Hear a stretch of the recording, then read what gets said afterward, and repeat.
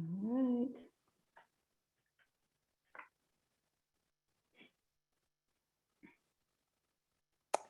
So I'll just wait for 1 p.m.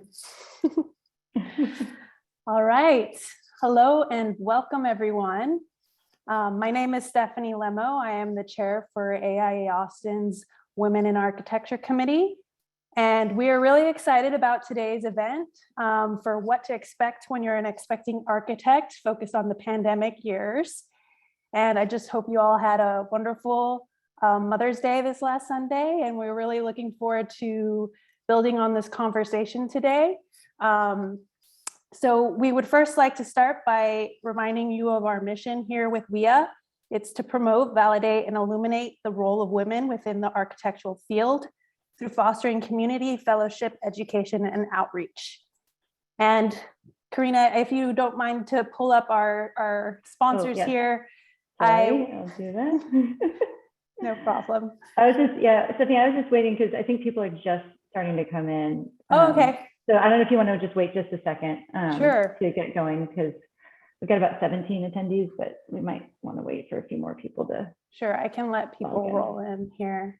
Okay, but yeah, I'll get that pulled up too while we're going. False start.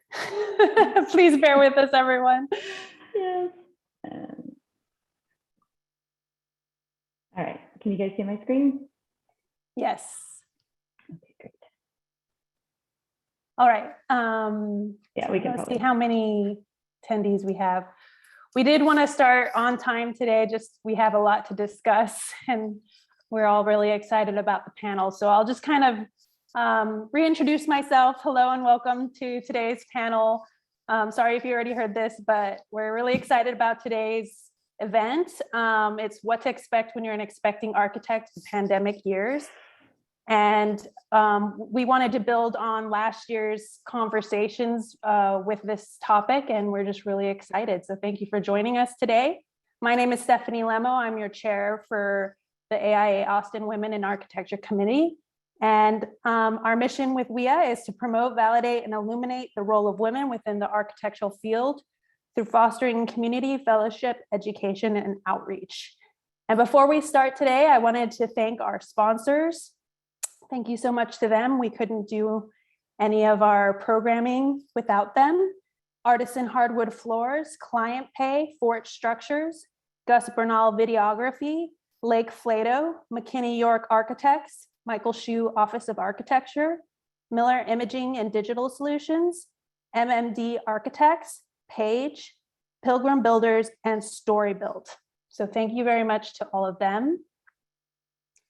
And yeah, just so without further ado, I'm going to introduce Karina Cole, who's our chair-elect for the AIA Austin Women in Architecture Committee. She's going to give us a recap of all the valuable information that we got from last year's What to Expect when you're an expecting architect panel. And then she'll also go through the survey results that we gathered from you all. Thank you for everyone that participated. I think it's really great insight that we have from the Austin community. And so please take it away. Thank you, Karina. Thank you so much, Stephanie. I really appreciate that. As Stephanie mentioned, my name is Karina Cole. I am the chair-elect this year for WiA. And last year, I was the chair for a subcommittee within WiA called Call to Action. And it was a new committee that we started last year. And the goal of that committee was to identify and remove barriers for minority women within architecture. And we put together a few different initiatives within that aimed at different phases of a woman's career. And one of them was motherhood. And the panel last year was the direct result of that committee. And so it was just a really great discussion. And so very quickly, I'm going to, I don't want to take up too much of your time, but we discussed a lot of important things at that panel last year that we thought would be helpful if you didn't attend, or if it's been a year since we've had that panel. So we just wanted to go through that very quickly, since this year's panel is going to have a little bit different focus. So last year's panel really focused a lot on our legal rights around maternity leave. And so I'm not going to read all these, but I'll leave them up here for a couple of seconds each. And then we will also provide a link to a document that has all of these notes, as well as the survey results on WiA's website. And so we will make sure to send out that information in another WiA email when that's up. That should be up very soon. But like I mentioned, we had a lawyer on the panel last year who really helped to just kind of go over some basics for us on what your rights are around maternity leave. And, for example, like there's a lot of government resources that you can start with. And we'll provide links to those if you have any questions about, what your rights are when it comes to maternity or parental leave. And then, kind of big picture things that, like, if your firm has a leave policy, you're entitled to receive those benefits. The problem is a lot of the smaller firms don't have maternity leave policies, is what we found. And something else that I think was really interesting that came out of that panel last year is that we found that you have to, for a lot of the governmental resources and rights, you have to have worked at the firm for at least a year for those to kick in, which I thought was something that was also very interesting. There's certain circumstances that you might have based on your maternity leave that could gain you extra rights under the Americans with Disabilities Act. Also, she pointed out that Texas is a business-friendly state, and so usually it's up to a business and its employees to work out their maternity leave policies. There's not a ton of guidance in the law in this state. And then I thought this was a really great question that came up in the last panel around, like, if you go on maternity leave, how available do you need to be to your company once you've taken your leave? And basically, if you work for a big enough company that you have protection under the FMLA laws, which is 50 plus employees, then it's illegal for a firm to impose consequences on you for not being available. So I thought that was a really great point. If you do work for a smaller firm, it's a little bit more of a gray area, and the recommendation is basically have those conversations with your firm before you start your leave, so everyone's aware of what the agreed upon boundaries are. And then this is really where we decided to set up this survey that we put together, because a lot of questions were like, well, what does maternity leave look like in Austin and in our industry in general?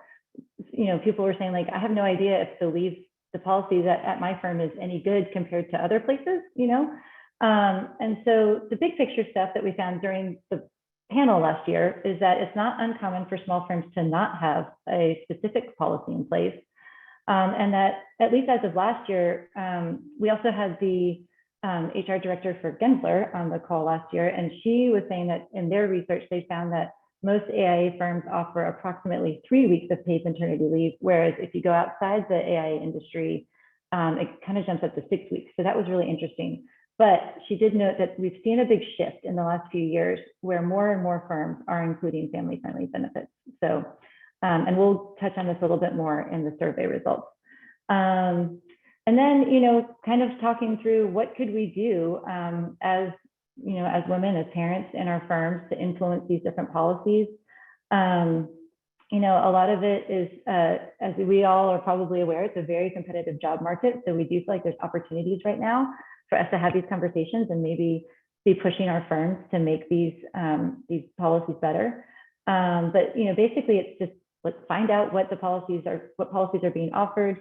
There's different benefits for small firms versus large firms. Large firms most likely have paid policies in place or more robust policies, but a small firm may be able to offer more flexibility just because they can work on an individual basis, whereas a larger firm really has to be very equitable and apply the same policies all across the board. So yeah, I think there was just a lot of really great information. Like I said, we'll post all of this. And this was a great question that also came up. How do I handle the interview process if I'm pregnant? And ultimately, your legal rights are you do not have to disclose any of your private details about being pregnant during an interview if you don't want to. That's your choice. But to also kind of flip the script and put yourself in the shoes of the firm that you're interviewing for, to see how they would, how you think that they would react to find out if you're pregnant. do they have the bandwidth to cover your responsibilities while you're on maternity leave? Those types of questions can just make it a better process overall for everyone. And to just really try to find out about the firm culture as early as you can. And then I think we'll be touching on this today too a little bit, but we did touch on last year a little bit about reentry strategies.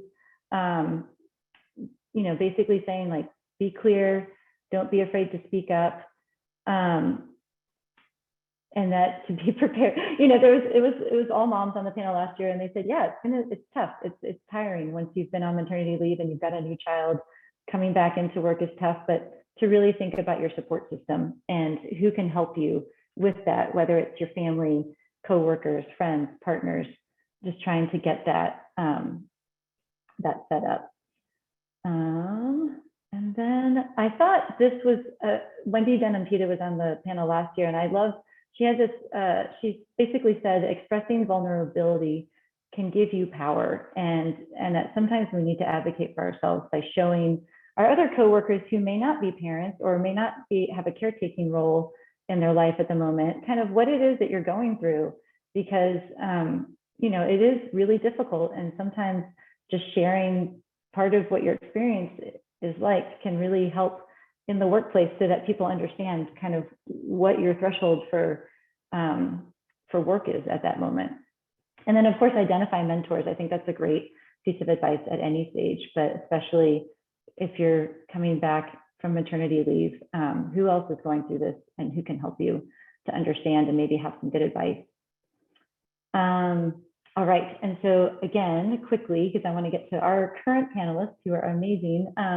We did send out this survey a few weeks ago, you know, as I mentioned before, based on the questions that came out of last year's panel. How do we know if what we've got at our current firm is decent? How do we know what other firms have? So to start with, we just sent this survey. It was sent out anonymous. You know, none of this is like actual confirmed data that, you know, we haven't reached out to all the firms in Austin to find out what their policies are, but it does provide a good kind of glimpse at what the range of available policies and leaves look like. So, and again, this hasn't been verified, but, you know, we did get a pretty good turnout on the survey. So again, we will post this so you can take a closer look at it, but just so you guys can see some of the questions that we posed to everyone. You know, does your firm have a formal, informal family leave policy? It looks like over 50% of them did have something formal in place, whereas less than 50% of the applicants of the survey respondents said that it's not available to both parents. You know, and let's see here. And then, yeah, we also asked questions about, you know, do the policies at your firm include protected time off, or do you get paid and get some protected time off? And so about 60% of the people that responded said that they do get some paid protected time off, which is great. Hopefully we can get that number up even more through conversations like this. And then, you know, here you can really see it started to break down on, okay, only a third of the people who responded had full pay offered as part of their benefits, whereas some of them, another big chunk, almost a little over a quarter of them said they only got their insurance benefits. So again, a lot of work to do there, but good to see kind of what is happening in the Austin area. And then timeframes, you know, 6 to 8 weeks seemed, oh no, I'm sorry, up to 12 weeks. Protected time off was the largest response, with 6 to 8 weeks following up after that. And then this one I thought was really interesting too, and kind of touching on what we talked about last year, what we're going to talk about this year is reentry. Like, is there a policy in place to help parents hand off projects and workload before going on parental leave? And then again, we want to talk about what does it look like coming back. And so that definitely seems like we could use some work on that. And then, yes, and so that was handoff. And then this was the question about reentry after parental leave. And then I thought this was really interesting too. If your company does not have a policy, what are the barriers to creating one? And it seemed like most of the firms prefer to address on an individual basis. And that kind of goes along with the information we're seeing about how the smaller firms tend to not have formal policies, but are willing to work with their employees on an individual basis. So it was good to see those results. And then we had a few write-in questions too. And these, we just kind of condensed the most common answers into a few bullet points. So if your company does not have a universal plan, you know, what does it look like? Does it work with people on an individual level? And so, you know, a lot of firms are open-ended on when you can come back after not getting paid, but of course people need to get paid. And so, yeah, there's, again, I'll click through this so we can get to the panel, but anyways, we're excited to share this information with you guys so that everyone can get an idea of, you know, a little bit better idea of what other options are available. And then we did try to find out a little bit about the firms that people were, you know, where were people coming from when they answered these questions. So most of the people were responding for a policy at their current firm. And then, you know, good breakdown of, you know, people working at larger firms. It really is interesting. It was either 50 plus or less than 10 were the two biggest populations for this, this survey, which I thought was really, really interesting. All right, and with that, I am going to kick us off so that we can get started on this panel. I'm going to introduce you to Courtney Glidden, who is our amazing panel moderator and really helped to pull together the panel this year. Courtney is a recent Texas transplant and has spent the last 10 years learning and working in Portland, Oregon. During her time in Portland, Courtney worked with a design build firm, bringing new life to old craftsman homes. She was heavily involved in the local NKBA chapter and is excited to plug into the design community here in Austin. She joined the team at Moon Tower Design Build in July and is enjoying new opportunities to learn and expand her skill set. Courtney handles all of the remodel-only projects and loves helping clients transform their homes into a space that meets their needs. And Courtney, I will let you take over from here to introduce the other panelists. Perfect, thank you. Yeah, I also have a little 3-year-old who you can see full of personality, and that image keeps me on my toes. All right, we'll go through the rest of the team. Amy Beediger is joining us from Perkins & Will. She's been there for 21 years as Director of Talent and Associate Principal, and has been part of the growing region supporting Dallas, Austin, Houston, Denver, and Monterrey, Mexico. She loves the creative part of her job and is excited most by identifying people's talents and finding the perfect role for them within the firm. She's committed to maintaining a strong work-life balance and works hard throughout the day so she can enjoy evenings with her family. She has raised both of her daughters, a sophomore and a senior in high school, while maintaining a full-time schedule. That in and of itself deserves an Olympic medal, I think. Our next panelist is Donna Carter. Many of you may know Donna already. She came to Texas after studying in several places. She's been abroad in Cairo, Egypt. She graduated with a BA from Yale, and then she's traveled extensively through Texas, getting to know the state. She studied photography at UT Austin, and then temporarily relocated to Berkeley, California, where she earned her master's in architecture from the University of California. She was elevated to the AIA College of Fellows in 2010, and she's been practicing architecture in Austin since 1978. She is president of Carter Design Associates. Donna also has children who are grown and has grandchildren as well, so we're really excited to have her perspective of kind of being a pioneer of a woman in architecture, balancing running a company and bringing up kiddos. Our next panelist is Eileen Wright. She is a principal with STG Design and a director of the Austin Interior Studio. She is a licensed architect and interior designer with over a decade of experience focused in multifamily developments and workplace design. Eileen is adept at managing internal and consultant teams, as well as client relationships, and enjoys large cross-discipline projects. Eileen has 2 small children and spends time with them exploring Austin's parks and taking them on architectural pilgrimages whenever possible. No trip is complete without a visit to an architectural project of note. All right. And Maggie McIntosh has been sharing her passion and contributing to the Austin design community for the last 15 years. After graduating with her master's from UTSOA, Maggie was the first employee at Moon Tower Design Build and is now a partner and the director of sales and marketing.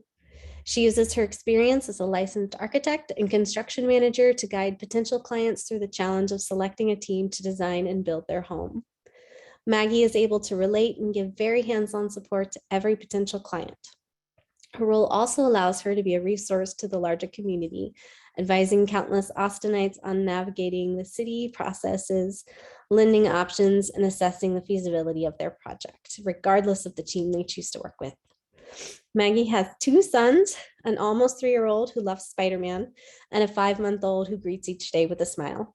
She lives in Austin with her wife, Sally, and neighboring extended family, which includes the boys' biological father and half-siblings. And our final panelist, Vani Singhal, AIA. She opened the doors to her architectural firm, Workshop Number 5, after years of experience in the field where she developed a unique design sensibility and approach to a supportive office environment. She earned a Bachelor of Architecture and Bachelor of Science in Environmental Design from the University of Houston. Her passion for telling people stories through creative design allows her to go above and beyond her clients' expectations. She is a mom of 2 boys and constantly learning about the Marvel Universe, video games, and all things sports. Her experience as a mother and business owner brings incredible value to her company culture where flexibility, empathy, and family support ensure the team's creativity can flourish on everyone's unique schedule. Bonnie is passionate about diversity in the design industry, working towards equity for women in the field with her work with WiA and her new scholarship and mentorship initiative, Foundation for Design Diversity. We have an awesome group of mothers, designers, and business leaders here with us today, and we're really excited to hear their perspective. As Karina said last year, we really focused on legal rights surrounding and leading up to maternity leave or parental leave. And this year, we wanted to touch on some of the more nuanced things that are not legal protected rights and still an important part of juggling all of the things associated with parenthood and a working profession. We also wanted to be sure to include not just gestational parents, but all of the people involved in that process. A lot of firms only offer leaves to those who are giving birth. And unfortunately, that, while it's a step in the right direction, sometimes it sets us up for unequal footing in the parent role. And we're really pushing for and advocating support across the board. So we're hoping that the topics that we cover today about coming back to work, how we've all adapted and lived through the last 2 years will be beneficial, whether you are gearing up to have children, currently building a family, or looking for ways to support your coworkers. All right, we'll turn it over to the panelists now. We're going to kick things off by talking about ways we can support those who have just announced their pregnancy and are gearing up to go on maternity leave, as well as what it's like to go back through re-entry. And kind of the ins and outs or the trickiness of knowing when to share. All right.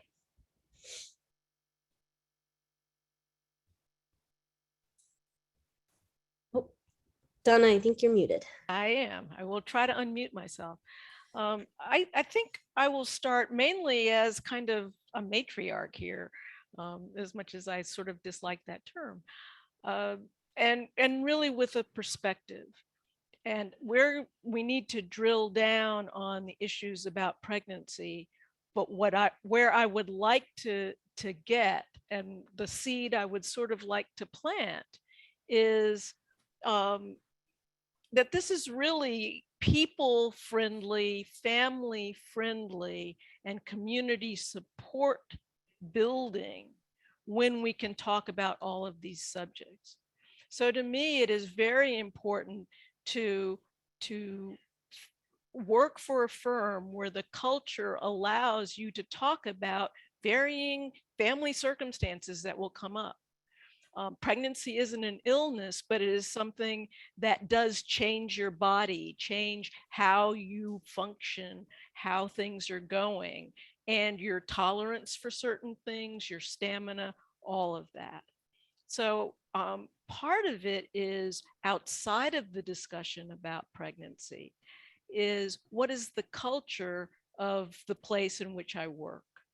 And I think we can add to how that culture is defined so that these questions are really a natural conversation, not an uncomfortable or a legal, you've got to do this. It's coming from a culture of support for a wide variety of things.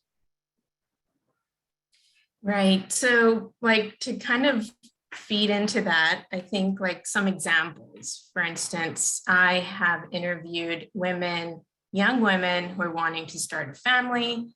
What is that interview process? Like I have to think about the questions carefully because you don't want anyone to feel uncomfortable during the interview process for sure. But I always start off with like, you know, this is a family-friendly office. Everyone in this office has children. They have a family. We have a few youthful folks that are interns that are too young to start a family just yet. And but it's setting up a good experience for them. And I try to explain our office environment as soon as I start the interview process so that I feel right away the other person starts to feel a little comfortable about who they're speaking to and where we're coming from. So I always feel like that's a really, I've found positive, folks respond positively when I start that way in an interview process. And also, I have other people in our office talk to them after I'm done talking to them so that they can freely ask them questions about our office culture and how it is for them when a crisis comes up at home and things need to shift and pivot. How do we handle it in the office? So I tell my staff currently that they have to, you know, speak freely, speak open, just share everything that they feel comfortable with. There's nothing to hide.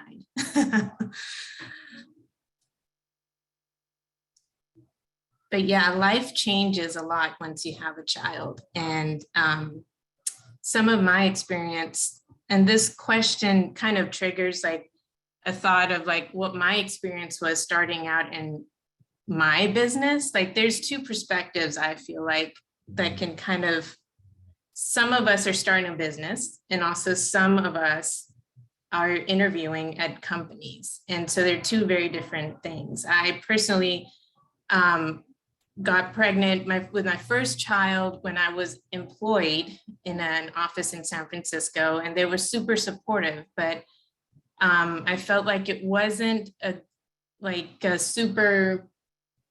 didn't tell anyone until 3 months had passed. I would say that. Like I wanted to feel comfortable before I mentioned it, but I was also very fortunate to have a supervisor that was a woman who had kids of her own and came from a place of empathy. I think the office environment, having humanity and empathy is super helpful, and it should come through in the interview process. But I picked the first firm I worked with that in mind, and it boosted me to kind of come out early and talk freely with my supervisor about my pregnancy. Not that she could tell from the look on my face every morning that something was up. But, and then my second child I had when I started my business. Now that was scarier than when I was employed by someone, because I was just starting my business. I was dealing with morning sickness. It was I didn't want to, it was a surprise, a good surprise, but it was a surprise and I wasn't ready to talk about it. And then I did notice I lost some clients when they saw that I was pregnant because they were afraid I wasn't going to be able to keep up with the project load. And at that time, I was a small firm. So things have changed quite a bit, but I feel like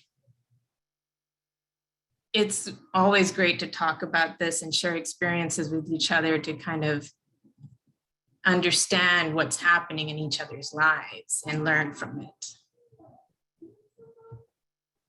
I was going to touch on the onboarding aspect that you mentioned, Courtney, like coming back from maternity leave. And I was really grateful that with my second child, when I came back, it was a norm at my current firm for parents to come back and discuss the hours they wanted to come back at, whether they wanted to start at 32 and ramp up or come back at 32. And some people like to stay at that number of hours or come back at 40. And just the freedom to know that that was an option and that I could ramp up over time if I felt that that's what I wanted to do. And then also that my hours, could shift. So if I drop off children early, I could start my day earlier and end earlier. And really, we have core hours for the most part. So I'm overlapping with my coworkers, but then I also have the ability to do what works best for me at this point in my life. And so I really appreciated that. And then I think that's part of kind of our standard, and I wouldn't say it's like a formal policy, but it's just part of a conversation that we generally have as people are preparing to come back, is to discuss some of the options that are available to them. And then I think sometimes I just freely give advice to friends. And one of the things that I really appreciated that I learned, especially with my second child, because my husband works very large bank. And so he had paid parental leave. He had a month of paid, and he was able to take 2 weeks when we had our second child. And then he was able to take another 2 weeks when I went back to work, because that going back to work, for me, that was a time of stress, because you're going from that, being home with a child or multiple children, depending on your situation, to then, going back and having to reintegrate into the workplace, which sometimes is very welcome because you're excited to see adults and drink coffee and do those things. But you're also trying to figure out how your day is going to function, and if you're going to get a call from daycare about a child needing to be picked up. And so just having my partner be able to just those 2 weeks, take point on all of that so that I could really focus on getting back to work. Personally, that was really helpful for our family situation. And I was really grateful that we were able to take that option.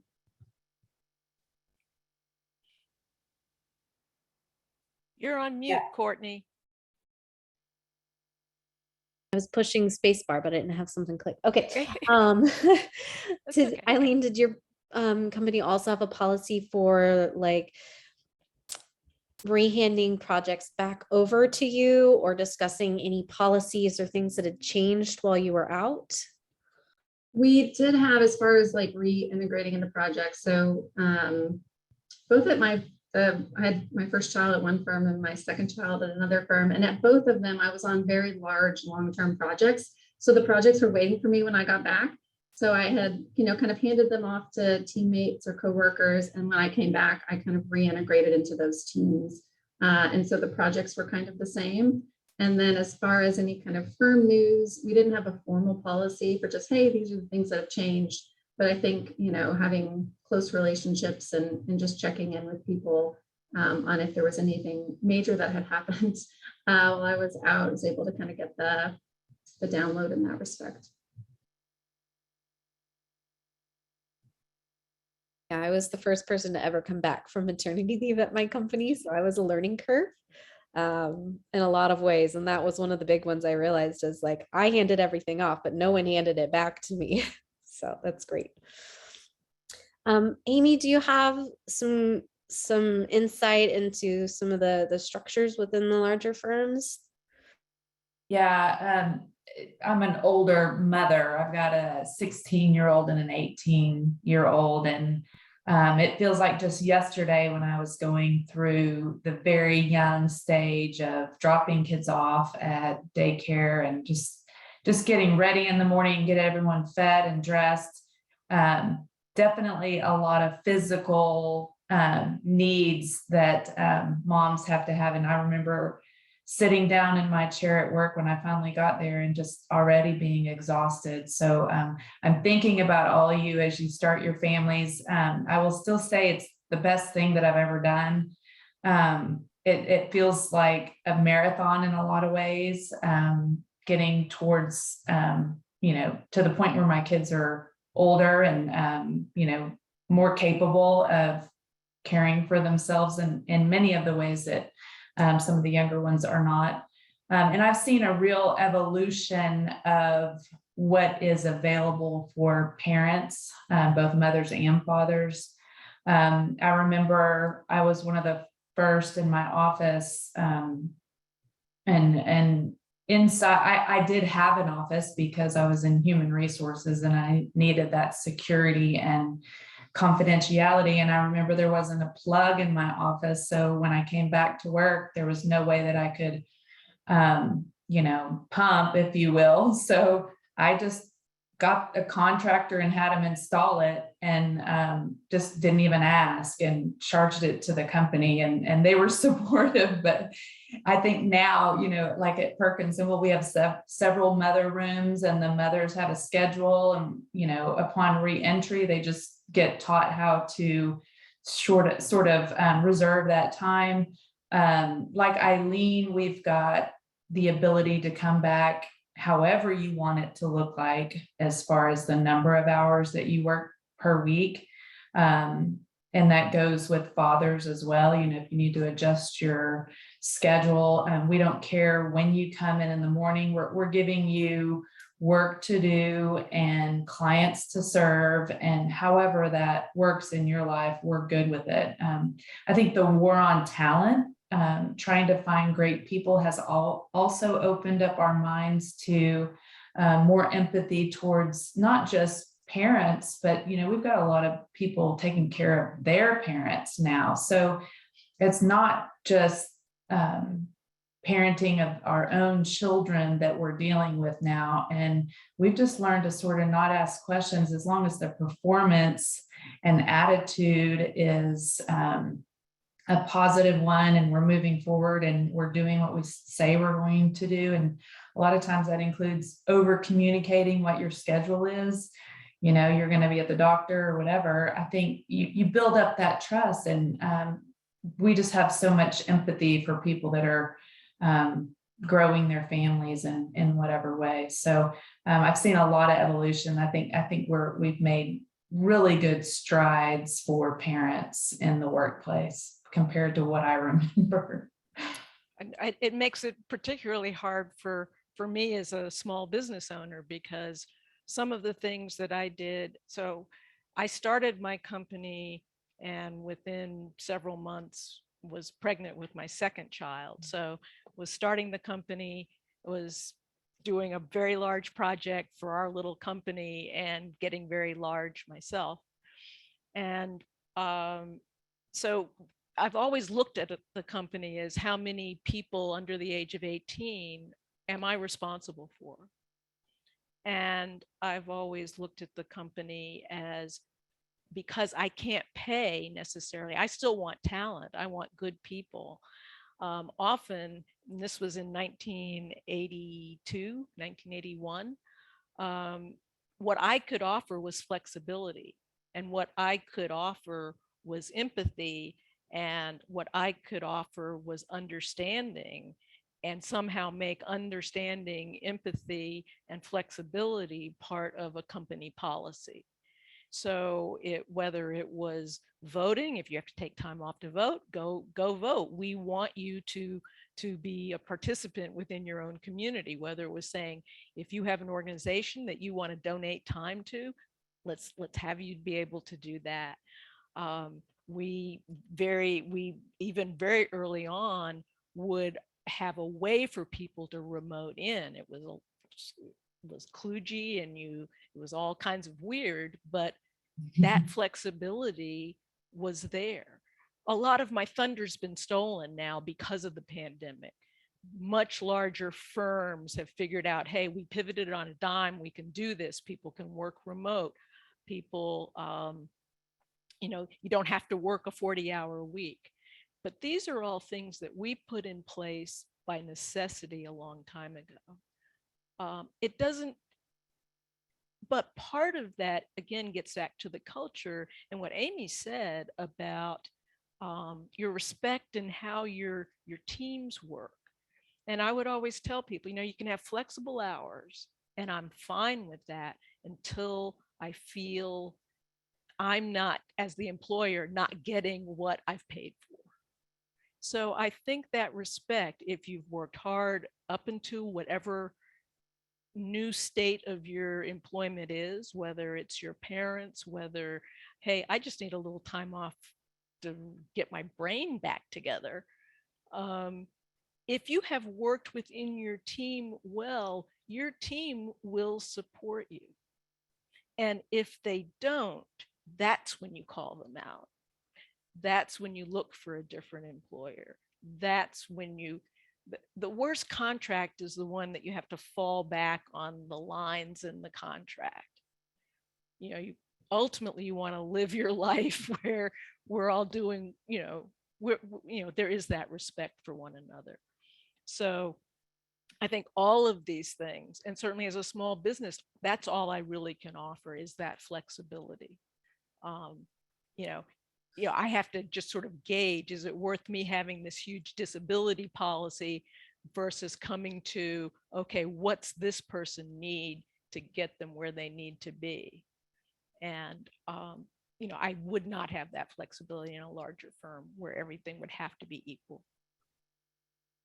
Well, that ties perfectly into our next topic of how are businesses adjusting to meeting parental roles of both partners for families of all ages, and how have you seen work flexibility change over the last 2 years? And I think Donna hit the nail on the head. It's more than anything, the word flexibility is strong in businesses right now. No, I mean, it is incredibly important that you have that flexibility. So again, 20 years ago, that meant that as people had young children at home, they could say, I'm going to work a 30-hour week. Well, we very quickly, policy changed. If you're working 30 hours a week, that's a full-time job. No ifs, ands, and buts. So all of, any other benefits, perks, or whatever were based on the fact that you were still full-time, you were employed full-time. We wanted to know what your schedule was, but we also know that schedules have to change. And we also don't expect people to be superhuman. But we also have to understand, we think of young children as needing us, and, don't walk out in the street, you're going to get run over. We know what we need to do with young children. But Amy, I would, put out that for me, sometimes the more challenging years were those teenage years.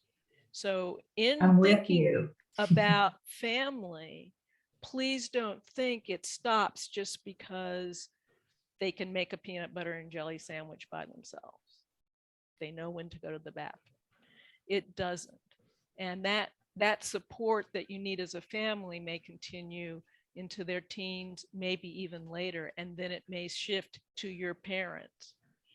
And this needs to be thought of as support for everyone, for partners, or whatever your extended family is. Because in some cases, that not only includes a grandparent, but it may be really a neighbor that you're either taking care of or they're taking care of part of your family. So it really, and we have to just get out of this understanding of roles and again, if you go in and talk to someone and demand something, say, look at my family as this, as for what it is, and don't make me defend it or explain it to you, but help me support it. Megan, Sorry, go ahead. go ahead, Amy. I was just going to say, Donna, I totally agree. And I've said this at my office to several of my colleagues that I never thought that there could be a harder part of parenting than those young years, and certainly teenage years are trying in a different way and rewarding in a different way. And I see in the chat that somebody's asked if anyone has felt like pregnancy has set us back in your career. And I made a decision early on for me and my family that my family was going to be first. Now, that didn't mean that I wasn't going to try as hard as at work or leave something halfway done or anything like that. But I wasn't going to place the care of growing human beings in a box where I would feel guilty for it, or, if I needed to leave early, I just always communicated where I was going, and, would bring my computer home and would put my kids to bed and pop back on the computer if I needed to do something. And I think if we as women and parents who are on the call can get to a point where we should never feel guilty for one of the most important jobs there is, and that's, raising humans to be someday out in the world, and we need to do it right, right? And there's all different flavors of right, but if you cut some of those important things out, we're sending humans into the world that may not be helpful for the rest of us. So it's just, don't feel guilty. So if you feel like your career is being held back, you probably feel like the rest of us. But looking back at my career, I don't feel that way. I feel like I've got these great kids and a career.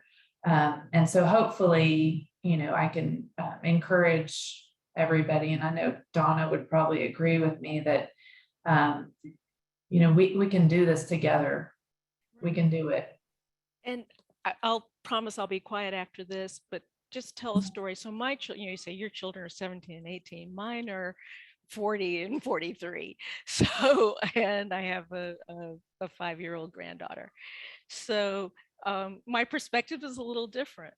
And probably about 10 years ago, my then 30-year-old daughter, said, Mom, what I've always wanted to do was basically to kind of be like you. I want a business like yours. And she doesn't have a business, but she said, the biggest thing I took away from is you were always there.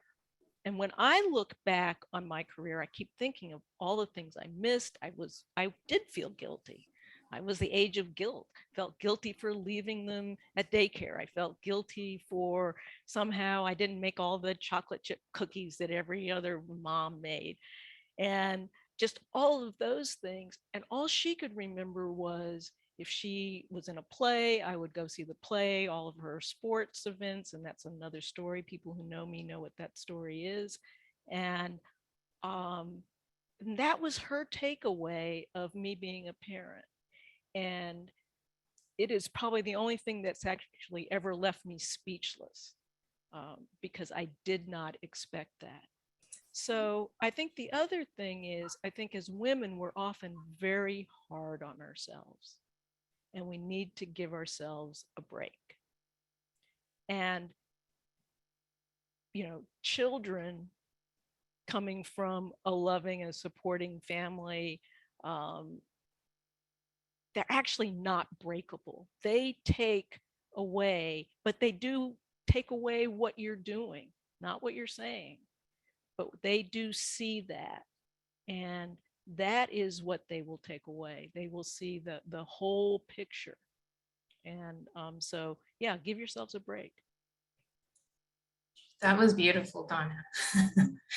It kind of is like this light at the end. I won't call it a tunnel, but and my kids are great now. I mean, they, we're still family. Everybody talks, and And yeah, it's one of the most, it is absolutely the best feeling. Yeah. To speak into from like a career setback, that question, I chose when I had my son, I chose to start my own business because I knew none of my employers were going to give me the flexibility I wanted. So it kind of, it didn't set me back. It kind of made me think about it carefully and choose the next step wisely. And for me, that's been good. I've grown more, I've learned more. It just doesn't feel like I'm stopping. It doesn't feel like I'm slowing down. I'm not in the commercial world where I could be taking on much larger projects, but the dream is to get to that. So you don't stop planning.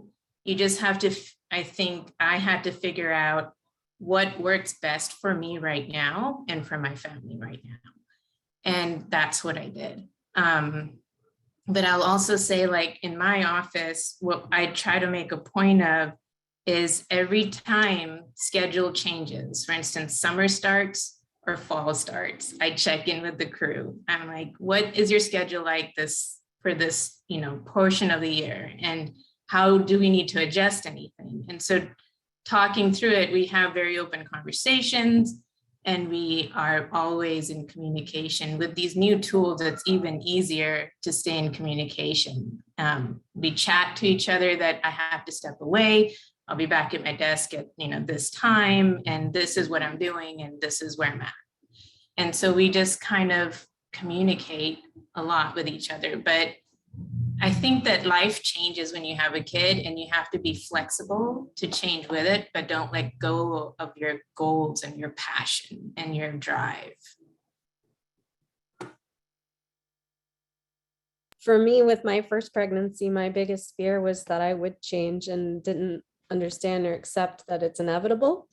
And I spent my entire first year back at work trying to prove that I was the same. And part of that was structure and dynamics, and part of it was me trying to prove it to myself. And then parenting a 15-month-old at the start of COVID, it totally shifted the way I thought about myself as a parent and my expectations of changing or not changing. It's okay to change. Change is good. Change is growth, and it's good. Maggie, I know you've had the unique experience of bringing a new life into the world through COVID, as well as getting to see both sides of being the support and the birthing partner. Do you mind sharing a little?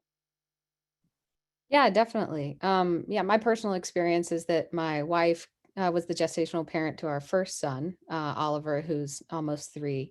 And then I recently had our second son, Nico is what we call him. And it's really interesting. And I was going to kind of touch on this. I love what Donna said about supporting the family and, what the kids remember and you being there. And I think, similarly to her kind of scale of firm, we aren't able at Moontower to offer a lot of the kind of financial package, right, that we all want to offer. But, we try to find other ways that we can really support our families. And I think, one thing is really about flexibility for parents, whether they're gestational and non-gestational, whether it's, dad picking kids up from daycare at 3 or from school at 3, and having them have an early morning a shifted start time. For me, I mean, gosh, there's so much in that personal experience that was different with the gestational role versus non-gestational role.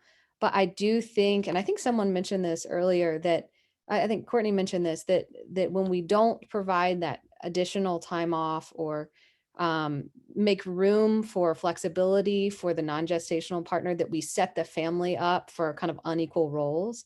And I think that's absolutely true. And something that we kind of internally have been talking about at Moontower as we kind of work through our policies. And, one of the biggest changes in the past 2 years that I've seen is that we're talking about these more, right? And so it's not that every year we can kind of take a step and make an improvement, but we're certainly talking about it and then taking the steps then, when we can. And for us, it's been, a disability policy that gives some coverage, and, we're hoping to continue to grow that package over time. But flexibility is the thing that we can give most often. And having that flexibility when my wife gave birth was really important in helping her feel supported, and like her career was upheld and she could continue in her role. And I think, I would say my parental leave was just as important as hers. She actually had less flexibility than I did, less strict time off, because she's a lawyer in a very small firm and had just a lot of demand on her production. And by giving me flexibility, I was able to really kind of help my family. And then, when I had my son, the time constraints, the like being able to reduce my schedule to, right now I'm working 30 hours a week, because the pumping is just, it's so time consuming, the breastfeeding, we're constantly, I was talking about it this morning. Yeah. Like I want to go back full time. That's a goal of mine. I love working full time, but the time required sometimes for the gestational parent is just so high, and or the primary caregiver. It's not even always about the gestational piece, but that's been something that has been a difference, right? That I've kind of seen, and am fortunate enough to have flexibility to work from home part-time. And I do see that those kind of models, when the role allows it, we're able to support people more in terms of like working from home, because again, we've proven it over the past 2 years that it's all possible. And so there's certain roles for us, especially with construction, where it's very challenging to offer that kind of flexibility when you need to be on site all day. But when the roles allow it, and for whatever flexibility we can offer, we try to offer to our team. And it's case by case. I think that's just kind of how it is. And similarly, in my role as gestational and non-gestational parent, those were different experiences, and I handled them differently professionally. But both were just so important in terms of establishing our kind of family dynamics, and being there to really support each other and then support our children as we kind of found our footing as new parents. I wanted to touch briefly, because Maggie touched on it, because she mentioned breastfeeding and pumping, which isn't going to be the rule for all mothers coming back, but some are. And so my personal experience was very different from the first to the second. And like just my ability to feel comfortable asking for what I needed. Like the first one, I felt very self-conscious and very, I did it, but I felt differently about it. The second one, I was like, this is what I need. It went to, I guess, asking for what I needed, feeling comfortable to like block out my schedule. There were 3 of us who came back at the same time, and we had to work out our schedule with the mother's room. And we asked for a laptop, like we want to be able to work while we're doing it, because as Maggie said, it's time consuming. And so the ability to have that, and asking for what we needed, and then being able to work during that time, feeling free to tell my coworkers, who are all very supportive when I came back, and allowed me the grace of that mom, for me, the brain fog, even just new parent brain fog, because no one's sleeping, gave me the grace I needed. But also just, hey, if there's a 4-hour meeting, I'm going to have to leave for 30 minutes. And that's just the reality of it. And I think just that, me being older, having a second child, I just felt way more comfortable asking for what I needed. And so I always encourage people coming back, just tell your team what you need, ask for it. And most of the time people are very understanding. Yeah. One last question, and then we'll move into some of the Q&A that's coming through. For me, and I think for a lot of parents, the big thing over the last 2 years has been inconsistent childcare and how to juggle everything at various ages. Maggie and I both have toddlers. Eileen, I know you have elementary age, so they can at least go to the bathroom by themselves, but still need a lot of help. And then Amy, you've got teenagers. So do you guys all mind kind of chipping in with how your company has supported you and what you've done kind of individually as a survival tactic? I'll start. My husband and I did not have any family near us, and never really have had family support for our kids. So we relied heavily on daycare. Both of our kids were in daycare all the way up until they could go to kindergarten. And we would get very close to the daycare providers who also needed side jobs. And our kids were comfy with them. And we would just say, hey, what are you doing Saturday night? So we used them. And then as our kids aged, we hired college kids via word of mouth. We happen to live near a college, so I would go through a sorority house, and I got close with the sorority mom. And every time, our caregivers would graduate, I would send another letter, and we would get a handful, and then I would interview these young girls to come and pick our kids up from school, get them settled with a snack, and then get them to their activity. So we relied very heavily on the consistency of a few younger than us people to get our kids where they needed to be. And that was a blessing. And we still keep in touch with all of those people. In fact, I feel like I owe them so much for assisting in the circle of upbringing of our kids. So I think it was hard at first for me personally to rely on others. I didn't like to ask for help or admit it wasn't working. And so I think that would be the takeaway from that is it does take a village, and, don't be afraid to ask for help when you need it. I'll jump in real quick. The pandemic parenting, when it started, mine were 2 and 5. So now we're 3 and 6. But we are very fortunate, and I feel I'm almost not guilty, but my parents live here. They moved here when I was pregnant, and my mother-in-law moved here when I was pregnant, basically. They're very excited for grandchildren. But also the first week my parents lived here, we were in the ER like twice with them. So I was like, this is that sandwich thing that happens where you're taking care of your parents and then you're also your children. But we were very fortunate to have that support when daycare was closed for 4 months. And then even now, like if I have, and I know it's going to come up later in the question and answer about career building and off work hour, like late at night events and things like that, that I do have the flexibility to ask people to help pick up the children if my partner and I can't get to them. And I know that is unusual, especially these days, to have family nearby.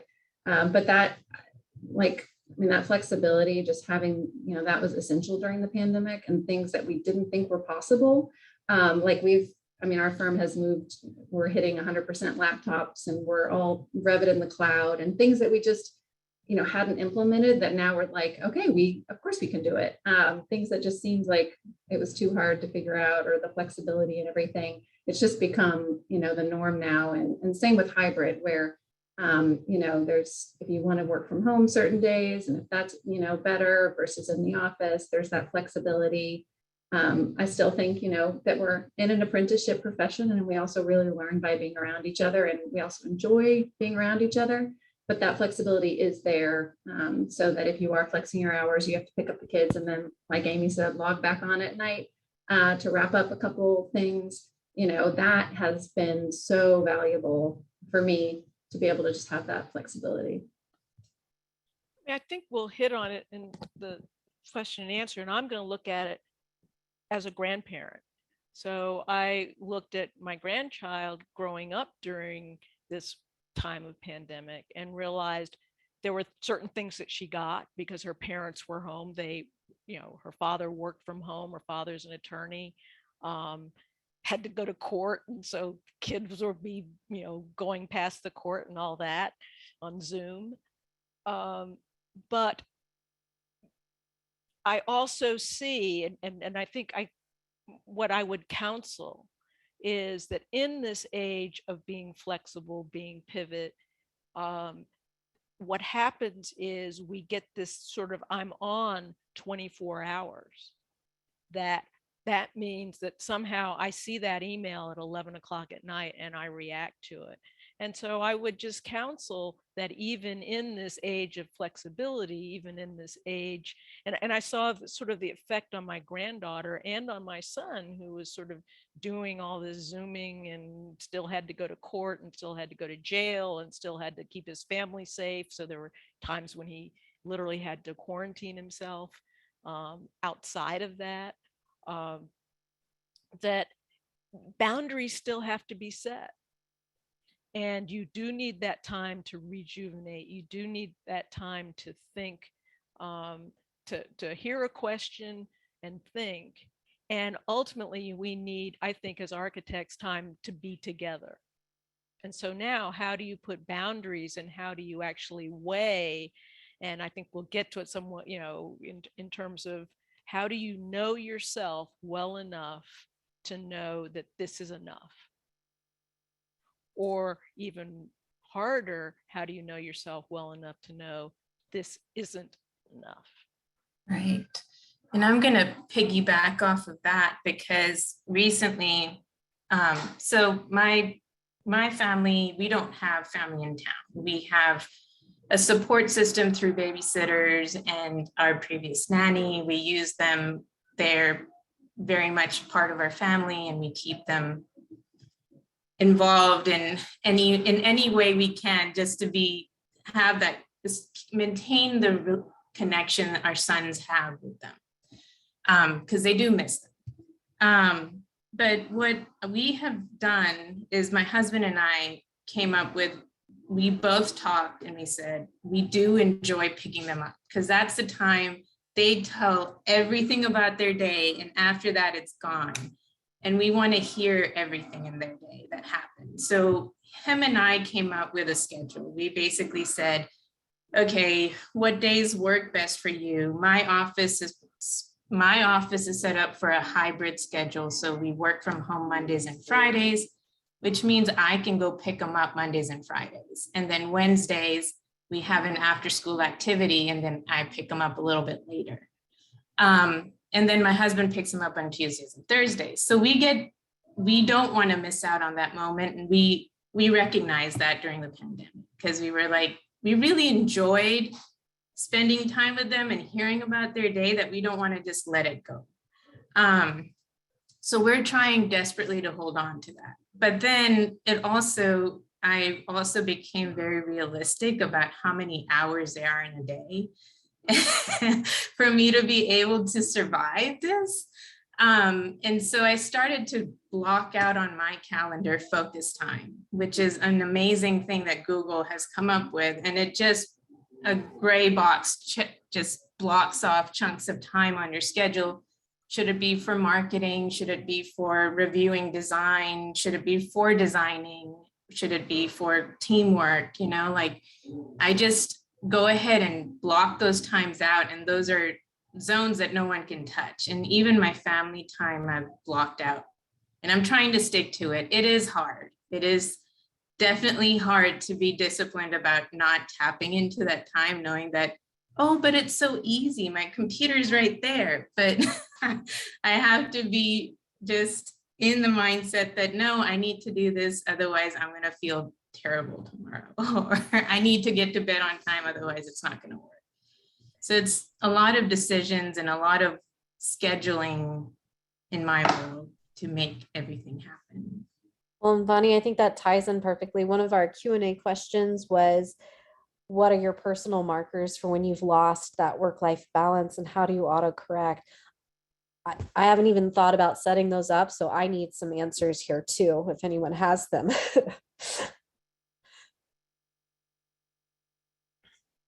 So Bonnie's scheduling. I'll say a couple of things that have worked for us. Early on, my husband and I had a couple of very long discussions about sort of the division of labor within our household, who's going to handle what, who's better at what. And, to take all the romance out of it, it was more of a business discussion than anything. And it worked. Really, I have to say that nor my husband or I could not have kept the schedule that we did without those discussions ahead of time, so that you didn't have sort of the emotion to get upset with the other one, because you could depend on that person to do a certain role and it was going to be done as well as they possibly could. And my mom told me early on, don't keep a list of what the other one is doing, because it's never equal. That's also true. And at times, you know, that ball moves back and forth. But we also always had a date night, and it at times it was very low key, and sometimes we wouldn't do anything, but we would just like have a discussion that didn't involve the kids. And I think the importance of raising kids with someone else that you care about, you know, you've got to have your personal life sort of ironed out for your work life to go well, and vice versa. We've noticed just by having discussions with employees that, you know, if their personal life is not going in the direction that is supportive or fruitful or lovable, that it really sets off their capabilities at work, and vice versa.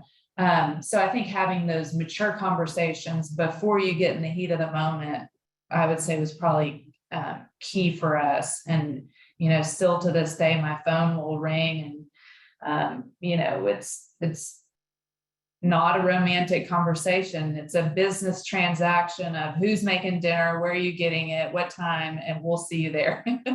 So, yeah, I mean, just being as organized as possible. And Sundays were to make food for the rest of the week. Saturdays were to like get on the ground and play with them and really give them that attention. And we would pass the kids back and forth. And I think whatever your family decides will work if you buy into it, again, with that conversation. All right, we've got about 4 minutes left and 2 more questions. I'm going to pose them both, and you guys can hop in and see which one you want to answer. The first one, Eileen, you touched on this a little bit, but how to maintain stamina in your career building, especially with like after work industry events and things like that. And then the second question was for specific tips on what you need to be asking for if you're the one spearheading developing a parental leave policy. So anything to keep in mind to ask questions of those in leadership, and I think also those who would be receiving benefits. Those are our 2 questions. I'll say very briefly that, oh, sorry, Donna. Well, I mean, when you say maintaining stamina, I mean, that's a tough one. I will tell a story and not to make anyone feel guilty or not guilty, but had my second child, and this was in the ancient times. It was the time when you went to the hospital, you didn't know what you were getting. It's kind of before ultrasound. It was always a surprise. It was also the time when you stayed in the hospital like 3, maybe even 4 days after you had the baby. So I had my daughter. She was born on Sunday afternoon. She was perfectly healthy. She was huge. I had a public meeting on Tuesday that I knew I needed to get ready for, and everything seemed to be fine. So I checked myself out of the hospital on Monday, and I took my daughter with me. Everybody survived. And that's what I felt I had to do at that particular moment. And that was fine. And I'm still fine with that decision, but it doesn't mean that's the decision for everybody. But there were times later on, 6 months later, when had to be at a public meeting. And I said, no, we can't do it, or we're going to have to shift it, or you're not going to get me. And that's just, you have to make the choice. If me being there is important, it's going to have to change. I cannot underestimate the help that my husband has provided for 50 years in terms of being there, being, in my family, it was, if you want someone to kiss it and make it better, you go to dad. If you want your toilet fixed, you go to mom. And if you have to be comfortable that those may be the roles. And you have to be really honest with yourself. You know your markers. Certain types of guilt, drive you. As you said, they're flavors of guilt. Other types of guilt, that's the point you've got to stop and reset. And you do that with your children, you do that with your partners, you do that with your other family members, because you don't want to, and it's not so much guilt. You just need to know that point where you just say, hey, I need to stop. I need to take this time. And we all owe it to ourselves. And that's the one thing you should not feel guilty about. All right. Eileen, it looks like you had something to say, and then we'll wrap up. Just briefly on the career building. I feel like I've gotten this advice from multiple people that, it's a season of your life, right? So especially the littles. For me, the first year with both children, it was survival. Like for me, it was survival. Other people may have, great sleepers, or, it depends on every child as an individual. But I just gave myself the grace of we're going to survive this year. And from there, then I could build on going to events and getting back into networking and everything. But for me, it's just understanding the season. And apparently we get to look forward to teenagers. And again, maybe that'll be a season where I need to kind of get a little more insulated again with the family, and just understanding that that's going to kind of ebb and flow as you move along. All right. Well, thank you all for joining us, and thank you to our panelists for sharing your experiences and insights. I don't think we got to touch base on the question about how to build a leave policy. So what I'll do is I'll email that out to the panelists and get a response, and then we can try and share that where we're posting the FAQ from last year, and the survey results and those kind of things, so we can help you guys out as much as possible. Thank you all. I know we're all passionate about this. We care about this industry. We care about our kids. And hopefully when they're going through all of these life transitions, we've built a better future for them. All right. Thank you all. Thank you guys for participating. This was an amazing discussion, and just such a great build on last year's panel. And I'm so looking forward to next year. So thanks again, everybody. And thank you, Courtney, for doing this. Thank you. Thank Bye, you. everyone. Thank you, Mia. Thank you, everyone.